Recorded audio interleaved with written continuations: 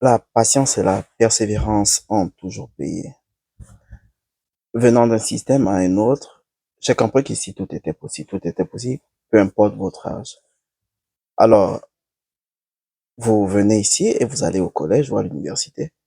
Et là, vous vous rendez compte que vous êtes au milieu des gens de 16 ans, 17 ans, 18 ans.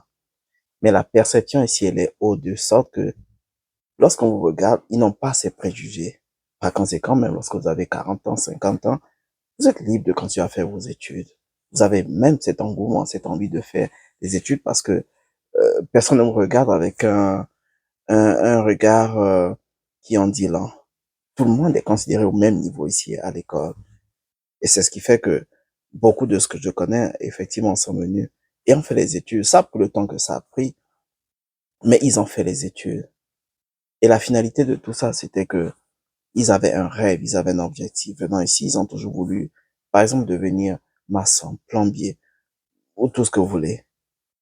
Alors, euh, le fait d'allier travail et études n'a jamais été facile. Alors, par conséquent, un diplôme que vous faites en 2 ans, ici, vous le ferez en 3 ans ou en 4 ans, pourvu que vous atteigniez votre objectif. Et c'est ce que j'ai vu ici, c'est ce que j'ai appris ici. Que qu'on ne doit jamais se limiter, quelle que soit la situation, qu'on doit toujours se dire, tout est possible. Je suis venu, j'ai vu et je vis cela encore aujourd'hui. Alors, pour dire que l'espoir, comme on le dit très souvent, l'espoir fait vivre. Il faut effectivement avoir un rêve, il faut avoir des rêves pour pouvoir vivre parce que on se lève pas un bon matin et dire que je vis que pour aujourd'hui. Non, on fait des projections. On se dit demain après-demain, j'aimerais avoir une maison, j'aimerais avoir des voitures, j'aimerais donner à ma famille ce qu'elle n'a jamais pu avoir. Ce sont des projections qu'on se fait, ce sont des rêves en fait. Alors, celui qui ne rêve pas, certainement que c'est celui qui est déjà mort. Mais tant que l'on vit, on doit se permettre de rêver. On doit se permettre de mettre toutes les chances de ses côtés pour pouvoir réussir.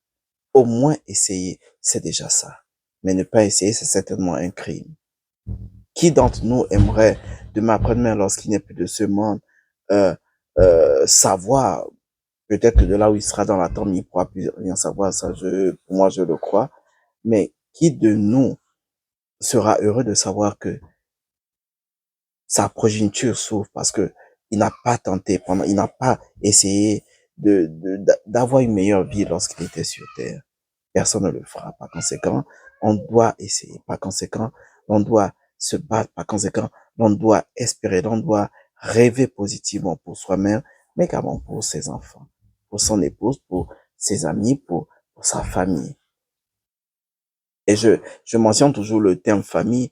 Et lorsque je parle de famille, je parle toujours de famille dans le sens, dans le sens africain. Parce que chez nous en Afrique, on sait que quand on parle de famille, on ne parle pas juste de papa et de maman. Enfin, chez nous en Afrique, on parle de famille, on parle de papa, maman, des enfants, des oncles, des tantes. C'est ça la famille. Alors moi, lorsque je mentionne le mot famille, je fais toujours allusion à la famille dans le contexte typiquement africain.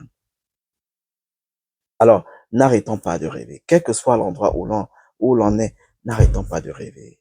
C'est le rêve certainement qui nous permet de nous lever, de nous battre et d'aller de l'avant.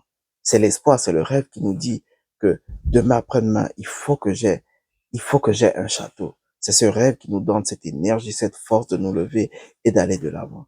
Celui, comme j'ai dit au départ de mes propos, celui qui arrête de rêver ou celui qui ne rêve pas, certainement que c'est celui qui est mort.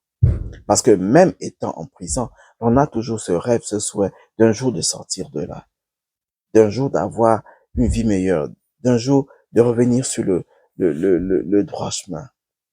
Par conséquent, le rêve, il est autorisé à tout le monde. On ne paie pas un rêve. Un rêve, il est naturel.